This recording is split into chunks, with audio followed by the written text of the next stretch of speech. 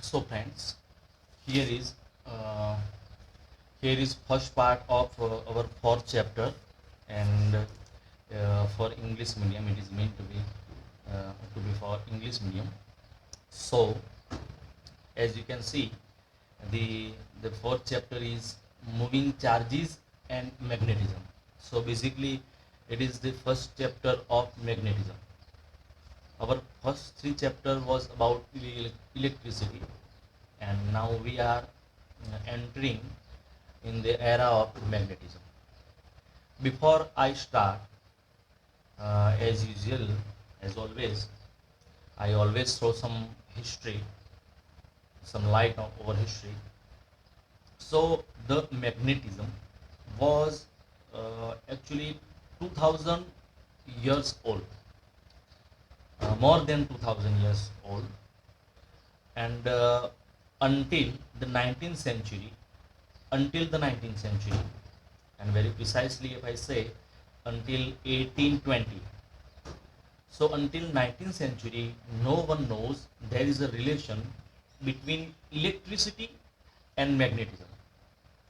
So until 19th century, we believed that the electricity is a different thing. Electricity is, what is electricity? Then your common answer will be a stream of charges. Okay, charges flow થાય એ વખતે electricity છે એ કરંટના ફોર્મમાં કે એ રીતે તમને મળે. So electricity is different thing and magnetism is a different thing.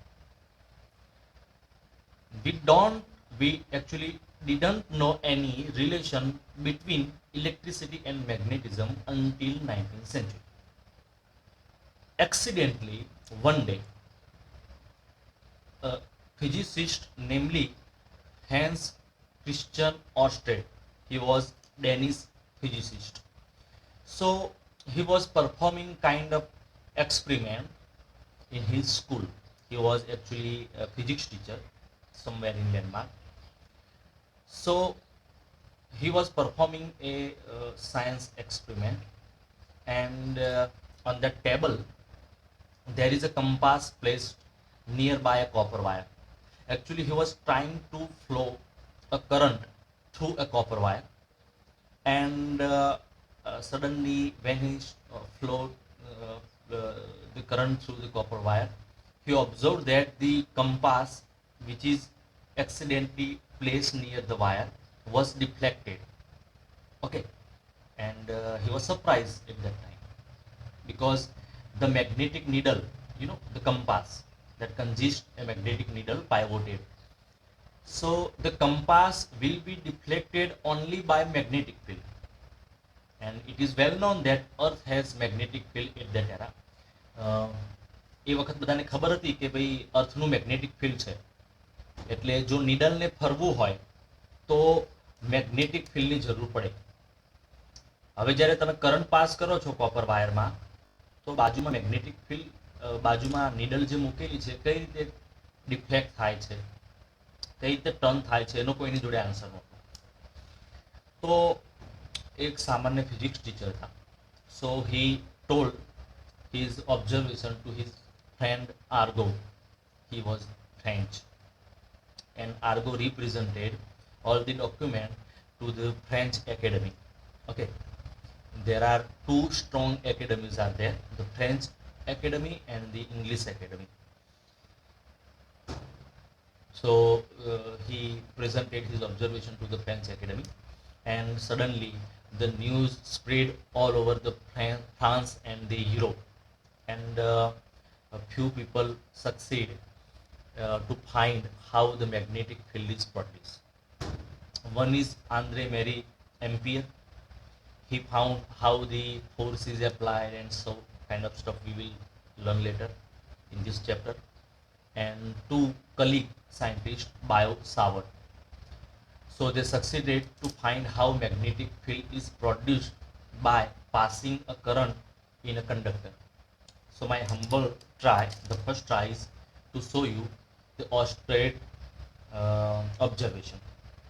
So here is the YouTube link. and I will try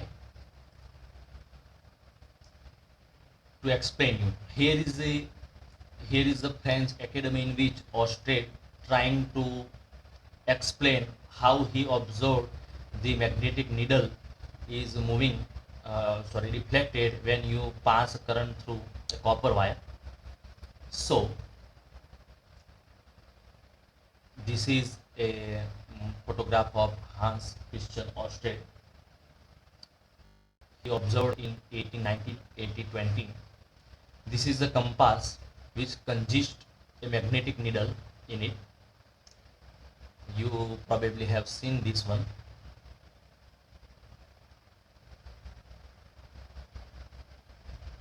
Okay, now we are going to make our own device that can sufficiently explain us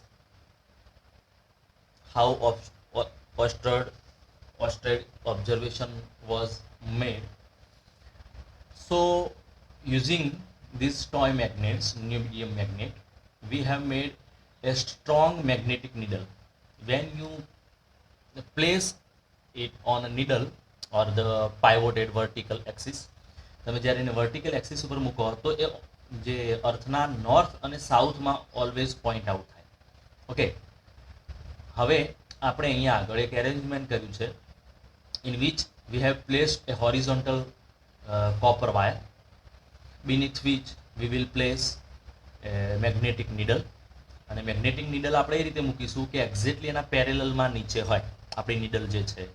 okay, એટલે બંને એકબીજાને parallel છે, એટલે કહેવાય કે જે અર્થનું north અને south pole છે એને અલાઇન થયેલા છે. હવે આપણે ડીસી બેટરીથી આપણે આની અંદર કરંટ ફ્લો કરવાનો ટ્રાય કરીશું. જ્યારે આપણે કરંટ ફ્લો કરીશું એટલે આવું ડિફ્લેક્શન થશે. This is what exactly Oersted observe કે ભાઈ તમે જ્યારે કરંટ ફ્લો કરો છો કોપર વાયરમાંથી તો પછી આ નીડલ કેમ ડેવિએટ થાય છે. તો એક સિમ્પલ એનો આન્સર હોય કે ભાઈ મેગ્નેટિક ફિલ્ડ જે છે એ પ્રોડ્યુસ થયેલું હોય. તો આ જે છે એનો આન્સર એ વખત કોઈની જોડે નહોતો અને આ જે ન્યૂઝ છે મેં કહ્યા પ્રમાણે ફ્રાન્સમાં ગયા, ફ્રેન્ચ એકેડમી આગળ જે ઓબ્ઝર્વેશન છે એ મૂકવામાં આવ્યું. એટલે ત્યાં આગળ 3 લોકો સક્સેસ ગયા મેં કહ્યું એ પ્રમાણે. And 2 of them are Bio and Savard. So you have probably seen and understood the Oersted observation. So let's start right from the Oersted observation.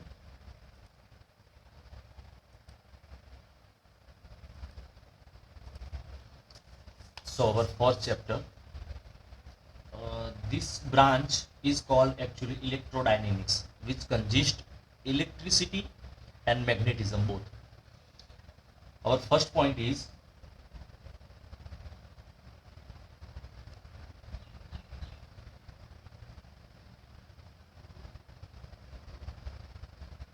Oersted observation.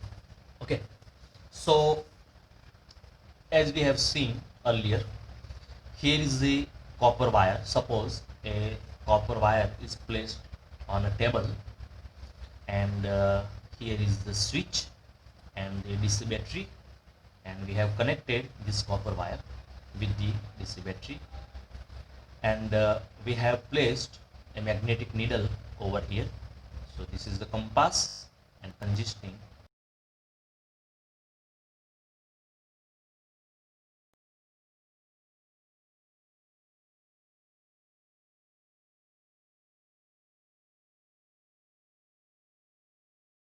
અર્થનું north અને સાઉથ પોલ છે એ બાજુ એ align થયેલી હોય.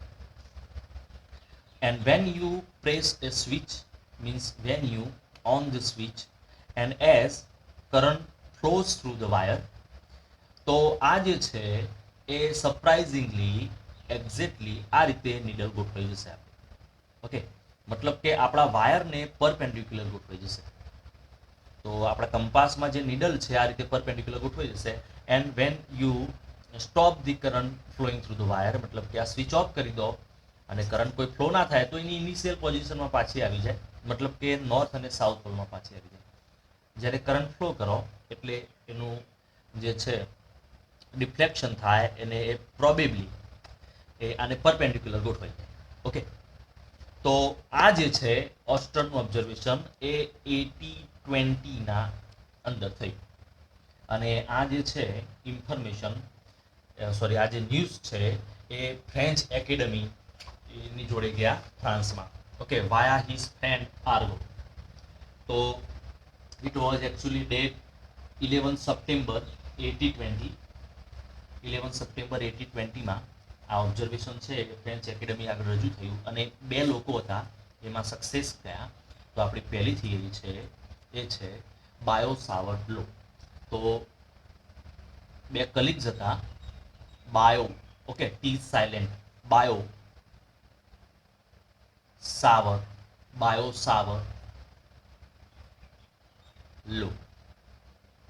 તો આ જે છે એમને સૌથી પહેલા એક લો આપ્યો કે ભાઈ કઈ રીતે અહીંયા આગળ મેગ્નેટિક ફિલ્ડ આની આજુબાજુ કઈ રીતે મેગ્નેટિક ફિલ્ડ પ્રોડ્યુસ થાય, એનો મેથેમેટિકલ જે ફોર્મ છે એ કઈ રીતે ઓબ્ટેન કરવું એના માટે લો આપ્યો. તો આપણો ફર્સ્ટ આઈએમપી થિયરી છે બાયો સાવર્ટ લો.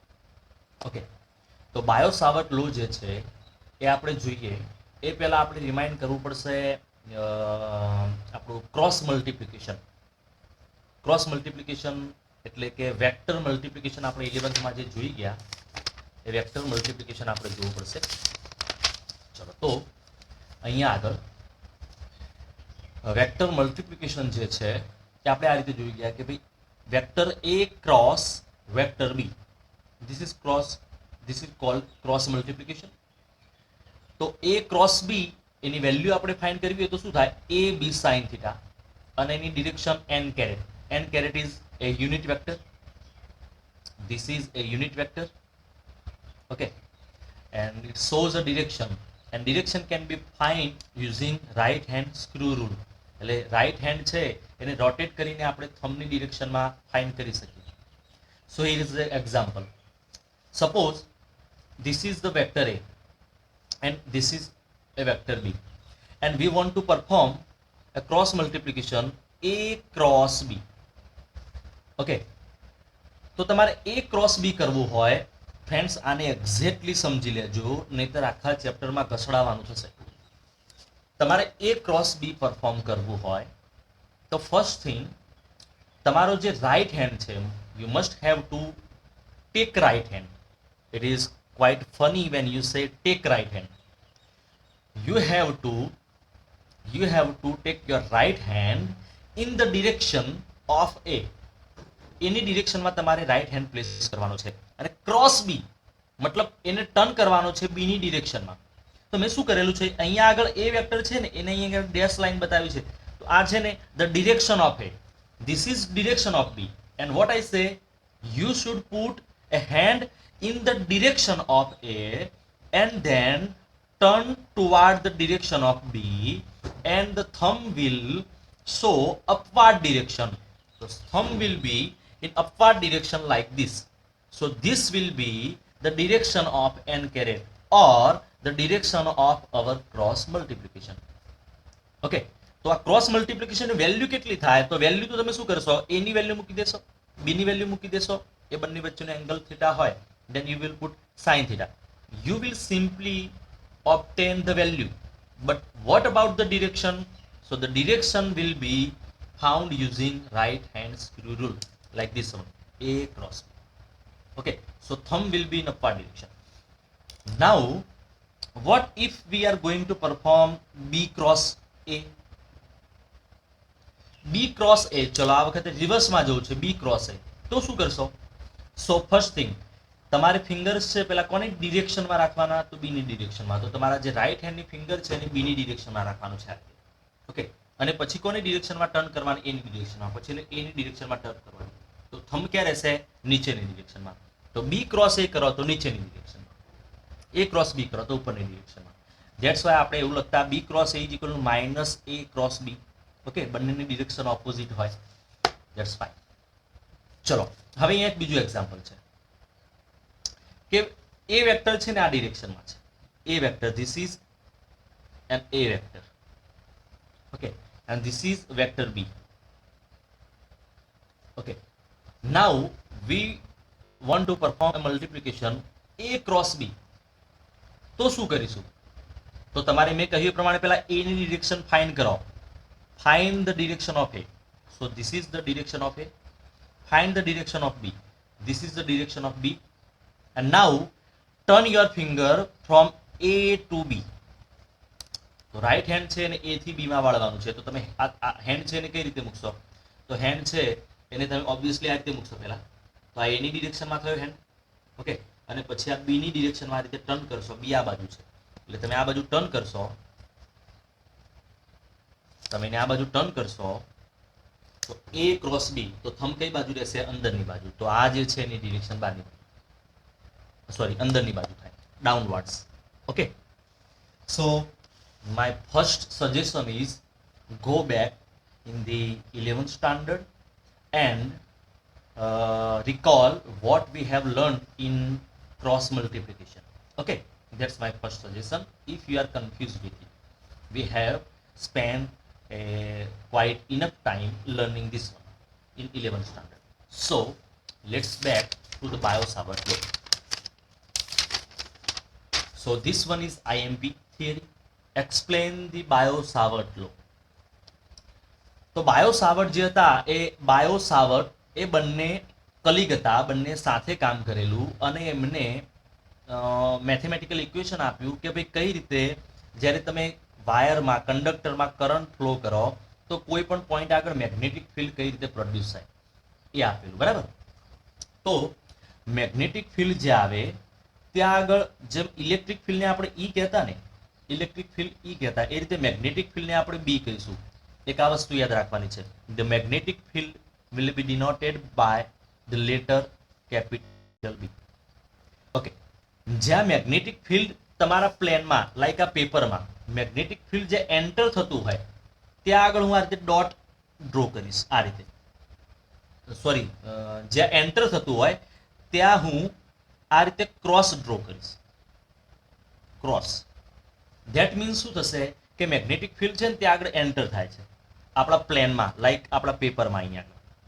ઓકે, જ્યાં આગળ મેગ્નેટિક ફિલ્ડ બહાર નીકળતું છે, ઇમર્જ આઉટ, કમિંગ આઉટ, તમારા પ્લેનમાંથી પેપરમાંથી એમ બહાર આવે છે મેગ્નેટિક ફિલ્ડ, તો ત્યાં આગળ ડોટ આપણે ડ્રો કરીશું. તો એના માટે આવી સાઇન રહેશે. ક્લિયર? તો હવે બાયો-સાવર્ટ જે છે એમને કઈ રીતે પ્રૂવ કર્યું કે ભાઈ મેગ્નેટિક ફિલ્ડ પ્રોડ્યુસ કઈ રીતે થાય, એમને જે છે એ આઈડિયા માટે, એ આઈડિયા જે છે એના માટે ઇલેક્ટ્રિસિટીના જે લો હતા એ જોયા, ગ્રેવિટેશનના જે લો હતા એ જોયા, અને એમાંથી એક આઈડિયા ઓબ્ટેન કર્યો કે ભાઈ એક્ઝેક્ટલી મેગ્નેટિક ફિલ્ડ કઈ રીતે પ્રોડ્યુસ થાય. ચલો તો હું તમને સમજો. તો જો અહીંયા આગળ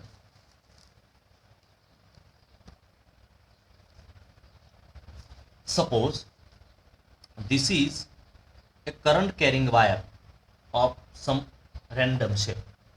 તો આ જે વાયર છે એ લોંગ વાયર છે, એટલે આ ડેશ લાઈન ડ્રો કરી દો, મતલબ લોંગ વાયર છે, અને એમાંથી માની લો કે આઈ જેટલો કરંટ આ ડિરેક્શનમાં ફ્લો થાય છે, મતલબ આ રીતે કરંટ ફ્લો થાય છે. Okay, as I shown in figure, and we want to find a magnetic field right at this point, say P. We want to find magnetic field P. હવે અહીંયા આગળ મેગ્નેટિક ફિલ્ડ કઈ ડિરેક્શનમાં હશે, કેટલી વેલ્યુની હશે, આ બધું ફાઇન્ડ કરવું છે આપણે, બરાબર. ચલો તો તમે આમાં શું કરશો exactly? As I said, V want to find magnetic field eight point P. Okay, the current carrying wire is very long. Okay, so it is a long wire and the distance from the wire will vary point to point. મતલબ અહીંયાથી distance major કરો તો વધારે થાય, અહીંયાથી distance ઓછું થાય, અહીંયાથી ઓછું થાય. એટલે કોઈ પણ પોઈન્ટથી તમે આ પોઈન્ટ P નું ડિસ્ટન્સ મેજર કરો તો એ ડિફરન્ટ આવશે. એટલે આપણે એક આઈડિયા યુઝ કરવો પડશે. આપણે આખા વાયરને કન્સિડર ના કરી શકીએ. We can't consider the whole wire. Okay, but we should consider a line element, a small element. Okay, so here think that this one here is a small length element of a wire. Okay, the length of the wire is say dl. Okay, so this is a line element, a small infinitesimal length of the wire. So the current that is flowing through our element, or actually the whole wire, the current flowing through the whole wire, the steady current is I. So let multiply IDL. So this one IDL is called a current element, is called a current element, and we will consider this one. આપણે આ ideal છે ને, એટલે આટલો નાનો જે ભાગ છે ને એને કારણે જ મેગ્નેટિક ફિલ્ડ કેટલું પ્રોડ્યુસ થાય એ જ જોઈશું ખાલી. Okay, so this one current element I dl. Okay, any direction પણ હોય એટલે આઈડીએલ છે ને વેક્ટર ફોર્મમાં પણ લખાય આઈડીએલ. તો આઈડીએલ છે એને કહેવાય કરંટ એલિમેન્ટ. ચલો clear. So what is current element? Current element is a product of current flowing through the conductor of small line element. ચલો તો આ જે છે એને કરંટ એલિમેન્ટ કહેવાય. એમાં મિત્રો તમને બધાને ખ્યાલ આવી ગયો. હવે આટલા ભાગને જ કન્સિડર કરીશું. હવે આ જે ભાગ છે current element, we will call it current element. So due to this current element, the magnetic field at this point P આપણે ફાઇન્ડ કરવું હોય તો પહેલા આપણે એની પોઝિશન ફાઇન્ડ કરવી પડશે. ચલો તો with respect to this current element, let's સે કે આનું ડિસ્ટન્સ છે ને એ r છે. Okay, the distance is r. So position vector લેવો હોય તો એને કહેવાય r વેક્ટર. ક્લિયર. તો કરંટ એલિમેન્ટ છે ત્યાંથી આ ડિરેક્શનમાં r ડિસ્ટન્સ આગળ તમારો પોઈન્ટ P છે. બધું પ્રિસાઇસલી ફાઇન્ડ કરી દીધું આપણે બે. એની પોઝિશન ક્યાં છે, જ્યાં તમારે ઇન્ટરેસ્ટેડ પોઈન્ટ મૂકેલો છે. કરંટ એલિમેન્ટ અહીંયા છે, એની વેલ્યુ કેટલી છે આઈડીએલ, એની ડિરેક્શન કઈ છે તો આ એની ડિરેક્શન છે. ઓકે, તો due to this current element, magnetic field at position vector r vector or say position point P, the magnetic field can be given as B is equal to, આ રીતે મારે લખવાનું થાય કેટલું મેગ્નેટિક ફિલ્ડ હોય આ રીતે લખવું. પણ પ્રોબ્લેમ શું છે કે આ કરંટ એલિમેન્ટમાં લેન્થ નાની છે ને, સ્મોલ લેન્થ છે ડીએલ, તો મેગ્નેટિક ફિલ્ડ પણ સ્મોલ મળશે. એટલે એના માટે લખવાનું થાય મારે ડીબી. ઓકે, તો magnetic field dB is equal to, એના માટે કોન્સ્ટન્ટ મૂકવાનો છે mu naught by 4 pi. This one is constant what Biot Savart found. Biot સાવર્ટે લખેલું છે ને પ્રૂવ કરેલું છે. So mu naught by 4 pi. I will explain what is mu naught. So dB, so magnetic field at this point dB is equal to mu naught by 4 pi current element IDL, this one IDL cross the unit vector in this direction. So the unit vector in this direction is called r caret, obviously. IDL cross r caret, the r caret is unit vector toward this direction, by r square. Okay, so this one is also like the inverse square law, like gravitational law. 1 by r square એમાં પણ આવે. આપણે કુલમ્સ લો એમાં પણ 1 by r square આવે, આમાં પણ આવે. Okay, and this one shows it is a vector multiplication, so there must be a vector on the left side. So this is called an equation of Biot-Savart law. Okay, there is few things I should first explain you. Okay, તો અહીંયા આગળ આ જે mu naught છે એ શું છે? તો mu naught જે છે મિત્રો એ આપણે જે ફર્સ્ટ સેકન્ડ એ બધા ચેપ્ટરમાં પરમિટિવિટી જોઈ ગયા ને, ધ પરમિટિવિટી ઓફ વેક્યુમ. આપણે પરમિટિવિટી જે જોઈ ગયા ફર્સ્ટ ને સેકન્ડ ચેપ્ટરમાં, એ રીતે આ જે મ્યુ નોટ છે એને હવે મેગ્નેટિક્સ ચાલુ થયું છે તો એના માટેનો આ અલગ કોન્સ્ટન્ટ છે. જેમ પેલો આપણો એપ્સાઇલોન નોટ હતો એ રીતે અહીંયા આગળ મ્યુ નોટ છે. Mu not is called magnetic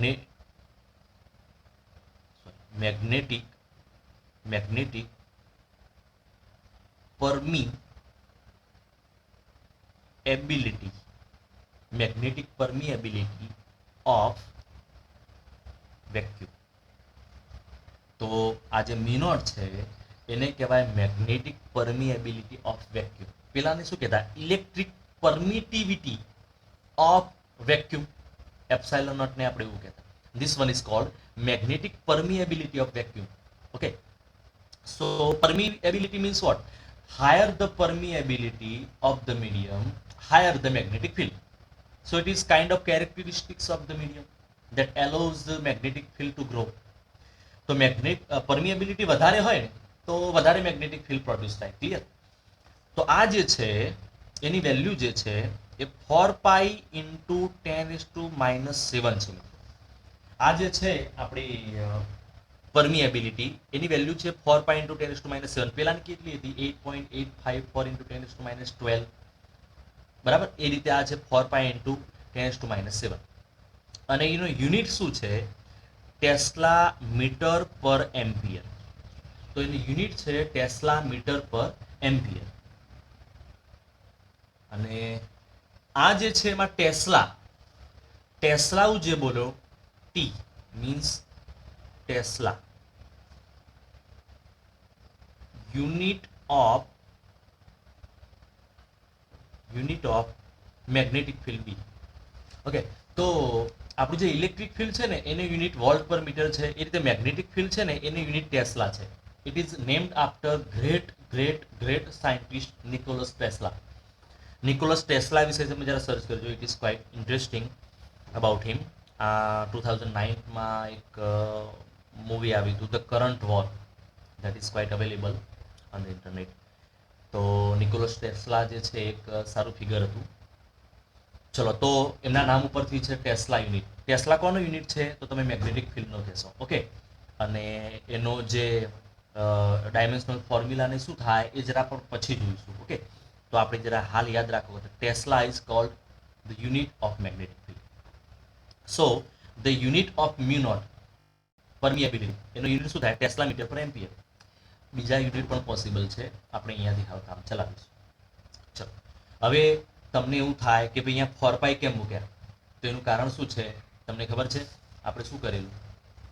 કે એની જગ્યાએ આપણે શું લીધેલું ખબર છે? 1/4 પાઈ એપ્સાઇલોન નોટ. યાદ છે? આપણા કુલમ્સ કોન્સ્ટન્ટની જગ્યાએ. અને 4 પાઈ છે ને પાછળ ગાઉસ લો યુઝ કરતા એ વખતે 4 પાઈ નીકળી જતા આપણને એડવાન્ટેજ મળતો ને. એ રીતે અહીંયા આગળ જુઓ. અહીંયા આગળ આ 4 પાઈ ઇન્ટુ 10⁻⁷ ની વેલ્યુ અહીંયા મ્યુ નોટમાં મૂકશો ને એટલે 4 પાઈ નીકળી જશે. It is quite useful. ચલો, તો આ જે છે એ મેગ્નેટિક ફિલ્ડમાં મ્યુ નોટનો મેં પરિચય આપ્યો, એનું ઇન્ટ્રોડક્શન આપ્યું. પછી આઈડિયલ કોને કહેવાય? તો આઈડિયલ તો તમને ખબર છે, it is called current element. Okay, r caret. What is called r caret? R caret is an unit vector. Unit vector છે. આઈ કેરેટ એ યુનિટ વેક્ટર છે. કોની ડિરેક્શનનો યુનિટ વેક્ટર? તો આર ની ડિરેક્શનનો યુનિટ વેક્ટર. તો એને લખવું હોય તો આ રીતે લખાય r/r. So the vector r/ any value r. કોઈ પણ યુનિટ વેક્ટરને આ રીતે ફાઇન્ડ કરાય. ધારો કે કોઈ પણ યુનિટ વેક્ટર ફાઇન્ડ કરવો હોય તો શું કરવું પડે? Vector by its value. આ રીતે આપણે જનરલી કરીએ છીએ. એ રીતે યુનિટ વેક્ટર લખાય, રાઈટ? Vector r/r. આની જરૂર પડે છે, બરાબર? જરા યાદ રાખજો. ચલો, તો એટલી વેલ્યુ આમાં મૂકી દો એટલે તમને મેગ્નેટિક ફિલ્ડ છે એની વેલ્યુ મળી જાય. ડિરેક્શન માટે શું કરવાનું? Here is interesting and quite quite surprising thing. તમારે અહીંયા જરા જોવાનું છે કે મેગ્નેટિક ફિલ્ડ હવે પ્રોડ્યુસ તો થયું, પણ કઈ ડિરેક્શનમાં? ક્યાં હોય મેગ્નેટિક ફિલ્ડ? આ ડિરેક્શનમાં હશે? નો. તો જુઓ, અહીંયા આગળ મેગ્નેટિક ફિલ્ડ છે એની ડિરેક્શન ફાઇન્ડ કરવી તો શું કરવાનું? સો what is the cross multiplication? So you will observe that it is ideal cross r. તો તમારી જે રાઈટ હેન્ડ છે એની ફિંગર પહેલા છે એ આઈડિયલ ની ડિરેક્શનમાં રાખવાની. તો આઈડિયલ ની ડિરેક્શન આ બાજુ છે, તો રાઈટ હેન્ડ જે છે એની ફિંગર એ ડિરેક્શનમાં રાખવાની. પછી એને કઈ ડિરેક્શનમાં ક્રોસ કરવાની? R caret. આર કેરેટ છે આ ડિરેક્શનમાં છે. તો આઈડિયલ ની ડિરેક્શનમાં ફિંગર રાખો અને આર ની ડિરેક્શનમાં ક્રોસ ટર્ન કરવી છે તો હું હેન્ડને આ રીતે રોટેટ કરી દઉં. ચલો, તો આઈડિયલ ની ડિરેક્શનમાંથી આર કેરેટની ડિરેક્શનમાં ટર્ન કરું તો થંબ કઈ બાજુ રહેશે? અંદરની બાજુ. ક્લિયર? તો આ જે આઈડિયલ છે આ બાજુ છે અને આર છે આ બાજુ છે. આ ડિરેક્શનમાં તમે ફિંગર ટર્ન કરો તો થંબ છે અંદરની બાજુ રહેશે. તો અહીંયા આગળ મેગ્નેટિક ફિલ્ડ છે અંદરની બાજુ જાય ડિરેક્શનમાં છે એટલે હું ક્રોસ કરી દઉં આ રીતે. મેં તમને અહીંયા સમજાવ્યું હતું ને. ચલો, તો મેગ્નેટિક ફિલ્ડ છે ને આ બાજુ એન્ટર થાય છે, મતલબ મેગ્નેટિક ફિલ્ડ અહીંયા આ રીતે એન્ટર થાય છે. આ રીતે હશે, like this. Okay, now what about at this side. ચલો માની લો કે અહીંયા પી ડેશ પોઈન્ટ છે અને ત્યાં આગળ મેગ્નેટિક ફિલ્ડ કઈ ડિરેક્શનમાં હશે ફાઇન્ડ કરવું છે. તો આ છે આર કેરેટની ડિરેક્શન આપણે લઈએ, એટલે આર વેક્ટર થાય આર કેરેટની ડિરેક્શન. ચલો તો માની લો કે અહીંયા આગળ મેગ્નેટિક ફિલ્ડ ફાઇન્ડ કરવું હોય તો અગેન શું કરવાનું છે, IDL cross r caret. Finger કઈ ડિરેક્શનમાં રાખો, આઈડીએલ, અને આ બાજુ આર કેરેટ છે એની ડિરેક્શનમાં ટર્ન કરો આઈ. તો થંબ કઈ બાજુ રહે છે, ઉપરની બાજુ. તો અહીંયા આગળ મેગ્નેટિક ફિલ્ડ છે coming out of the plane, બહારની બાજુ છે. તો અહીંયાથી મેગ્નેટિક ફિલ્ડ છે ને કે આમ બહાર આવે છે. અહીંયા શું હતું, એન્ટર થતું હતું. અહીંયા આગળ છે મેગ્નેટિક ફિલ્ડ બહાર આવે છે. તો અહીંયા બહાર આવે છે એટલે આ રીતે લેવાનું. આનો મિનિંગ એવો થાય કે અહીંયા તમે જેટલા પણ પોઈન્ટ લો અને અહીંયા તમે કોઈ પણ કરંટ એલિમેન્ટ લો તો આ ડિરેક્શનમાં બધે જ મેગ્નેટિક ફિલ્ડ હંમેશા એન્ટર થતું હશે, કારણ કે અહીંયા આગળ આઈ ક્રોસ આર તમારે કરવાનું થાય તો અંદર એન્ટર જ થાય. તો આ બાજુ મેગ્નેટિક ફિલ્ડ ઓલવેઝ એન્ટર થાય. ઓકે, અને એ મેગ્નેટિક ફિલ્ડ છે તમે આ બાજુ કન્સિડર કરો તો શું થાય, બહાર આવતું હોય, coming out of the plane, અહીંયા એન્ટરિંગ ધ પ્લેન. આ રીતનું મેગ્નેટિક ફિલ્ડ એક્ઝેક્ટલી આ જે છે એને ઇમેજાઇન કઈ રીતે કરવાનું છે, તો આ રીતે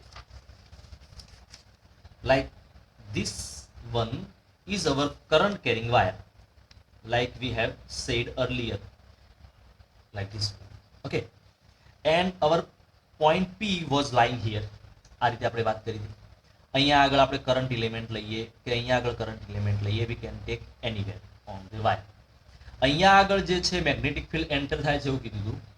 તો શું થાય, મેગ્નેટિક ફિલ્ડ છે એ અહીંયા આગળ એન્ટર થાય, આ બાજુ છે ત્યાંથી બહાર નીકળે.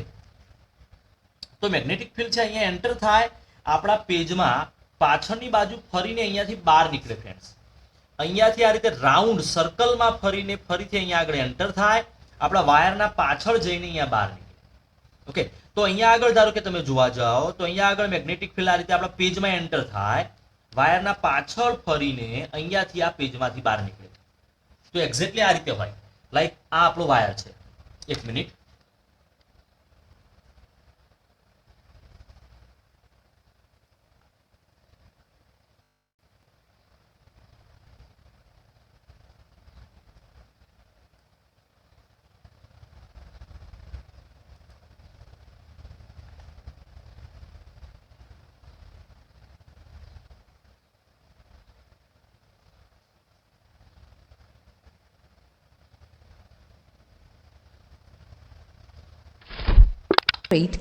can take of pin of the through it wire of bicell connecting plot magnetic lines of it is force are circles. Plotting compass. It is observed that the ends of the wire it pass a thick wire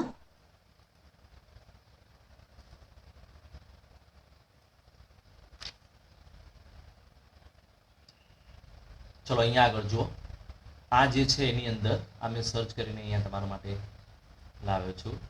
animation of magnetic field around wire આપણે જે search કરી તમને બતાવ્યું, એમાં અહીંયા આગળ તમે જુઓ તો જ્યારે બેટરીને તમે કનેક્ટ કરો છો વાયર સાથે અને કરંટ આ ડિરેક્શનમાં ફ્લો થાય છે, તો મેગ્નેટિક ફિલ્ડ મેં જે રીતે સમજાવ્યું એ પ્રમાણે અહીંયાના કોઈ સર્ટેન ભાગમાં એ એન્ટર થતું ગણાય આપણા માટે.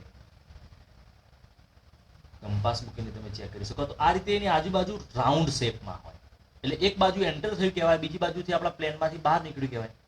તો આ જે છે એને આપણે સમજવા માટે અહીંયા આગળ એવું જોયું, આ જે વાયર છે એને આ રીતે મૂકેલો હોય, લાઈક ધીસ વન. ચલો, this one is current carrying wire. Okay, તો આની આજુબાજુ જે મેગ્નેટિક ફિલ્ડ છે એ આ રીતે ફરીને અહીંયા આગળ એન્ટર થશે.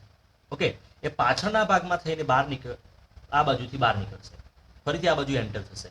ઓકે, તો આ જે વાયર છે ને આ રીતે ઉપરથી હું જોઉં તો આ રીતે લાગશે, આમ ફરીને આ રીતે જતું હશે. ઓકે, તો એની આજુબાજુ મેગ્નેટિક ફિલ્ડ આ રીતે સર્ક્યુલર શેપમાં, અને આ રીતે હું રાખું તો કેવું લાગે, આ બાજુ એન્ટર થાય, આ બાજુ ફરીને બહાર નીકળે, આ બાજુ એન્ટર થાય, આ બાજુ ફરીને બહાર નીકળે. તો એક્ઝેક્ટલી બાયો સાવર્ટ લો એ રીતે બતાવે છે કે મેગ્નેટિક ફિલ્ડ જે છે એ કઈ રીતે ફાઇન્ડ કરવું. આઈડીએલ ક્રોસ આર એટલે બહાર નીકળે આઈડીએલ ક્રોસ આર એટલે એન્ટર થાય. ક્લિયર? ચલો તો હવે આ જે આપણું ઇક્વેશન હતું કે ભાઈ small magnetic field due to a current element which is given as mu naught by 4 pi IDL cross r caret by r square. આ રીતે આપણું ઇક્વેશન હતું. આની અંદર r caret જે છે ત્યાં આગળ તમે શું મૂકી શકો? તો vector r by its value આવું તમે મૂકી શકો. ચલો આની જગ્યાએ વેલ્યુ પ્લેસ કરો તો ફર્ધરમાં આપણે આવું લખી શકીએ the magnetic field mu naught by 4 pi IDL cross r caret ની જગ્યાએ શું વેલ્યુ મૂકવાની છે? r vector by r. તો r વેક્ટર બાય r આવે નીચે એટલે નીચે એક r સ્ક્વેર છે, બીજો એક r છે ડિનોમિનેટરમાં આવે તો r ક્યુબ થઈ જાય. સો આ એનું બીજું ઇક્વેશન પણ થઈ જાય. ઓકે, સો આમાં ક્યુબ આવશે. ચલો તો આની જગ્યાએ તમે આ જે વેલ્યુ છે એ પ્લેસ કરો એટલે r આમાં એડ થઈ જાય એટલે r ક્યુબ થઈ જાય. આ જે છે ને એ વેક્ટર ફોર્મમાં છે because there is a cross multiplication and the vector sign here. But what if we want to find the value? તો a ક્રોસ b એની વેલ્યુ ફાઇન્ડ કરવું હોય તો તમારે શું લખાય? a b sine theta, that's the value. Okay, તો આની જે વેલ્યુ છે તમારે ફાઇન્ડ કરવી હોય તો આ રીતે લખાય. એમાં અહીંયા તમે લખવા જાઓ તો વેલ્યુ ફોર્મમાં તમારે લખવું હોય ઓનલી વેલ્યુ ધ મેગ્નિટ્યુડ. તો mu naught by 4 pi અહીંયા આગળ શું છે? IDL ક્રોસ r છે તો IDL r sin થીટા આવું લખાય. a ક્રોસ b તો એ રીતે IDL r sin theta by r square આ રીતે થશે.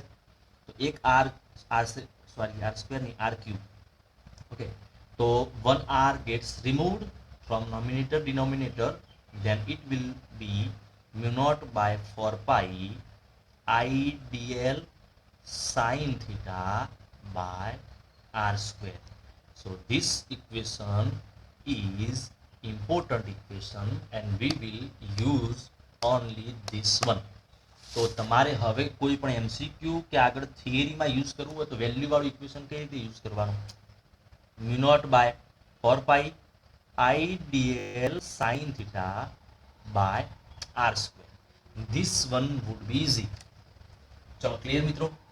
તો આ જે છે એ Biot Savart's law in magnitude and this one is in vector form. તો તમે જોયું કે બાયો-સાવર્ટ છે એ એમને લગભગ 2 મહિનાનો ટાઈમ હતો. 2 મહિના એક્ઝેક્ટલી હિસ્ટોરિકલ ઇવેન્ટ જોવા જાઓ તો 2 મહિનાના ટાઈમમાં એક્ઝેક્ટલી આ સર્ચ કરીને આપી દીધું કે ભાઈ મેગ્નેટિક ફિલ્ડ ફાઇન્ડ કઈ રીતે કરવું. તો તમે 10થમાં જોતા એક એક્સપેરિમેન્ટ યાદ છે? તમે એક પેપર લેવાનું હોય એમાં, બરાબર? પેપર લઈને ત્યાં આગળ હોલ કરવાનો અને હોલ કરીને એમાંથી એક કરંટ કેરિંગ વાયર પાસ કરવાનો અને તમે બેટરી સાથે કનેક્ટ કરો અને એમાંથી કરંટ આઈ ફ્લો થાય છે એ રીતે આ રીતે કનેક્ટ કરો બેટરી સાથે માની લો. ઓકે, એક બીજી વસ્તુમાં નોટ કરજો કે અહીંયા આગળ જે કરંટની ડિરેક્શન લઈએ છે ને ધેટ મસ્ટ બી કન્વેન્શનલ, મતલબ પોઝિટિવથી ક્યાં હોવી જોઈએ? નેગેટિવ. તો જ તમારા ડિરેક્શન વાળું છે ને એ સાચું રહેશે. ચલો તો અહીંયા આગળ આપણે બેટરી કનેક્ટ કરી, બેટરી કનેક્ટ કરીને કરંટ છે અપવાર્ડ ડિરેક્શનમાં જાય છે. આની આજુબાજુ આયર્ન પાવડર એટલે લોખંડનો ભૂકો જેને ગુજરાતીમાં કહેવાય, આયર્નનો પાવડર છે એને સ્પ્રીડ કરો. કરંટ ફ્લો થતો હોય ને પછી આ જે છે ને થોડું શેક કરો એટલે મતલબ થોડો જે છે એને ઠપકારો, થોડું એને છે ને શેક કરો એટલે જે આયર્નનો પાવડર છે ને એક પર્ટિક્યુલર પેટર્નમાં ગોઠવાઈ જશે. આ રીતે ગોઠવાઈ જશે. આ રીતે એની આજુબાજુ ગોઠવાઈ જશે. ઓકે, તો આ જે છે ને એ મેગ્નેટિક ફિલ્ડ બતાવે છે. મેગ્નેટિક ફિલ્ડ છે આ બાજુથી એન્ટર થાય છે, આ બાજુ પાછળ વાયરમાં ફરીને આ બાજુથી બહાર નીકળે છે. એવું એમ આ બાજુ એન્ટર થાય છે, પાછળ ફરીને બહાર નીકળે છે. That kind of pattern. તો આ ટાઈપનો એક્સપેરિમેન્ટ છે 10થમાં તમે વાત કરી હતી. તો મેગ્નેટિક ફિલ્ડ તમારે how to find magnetic field of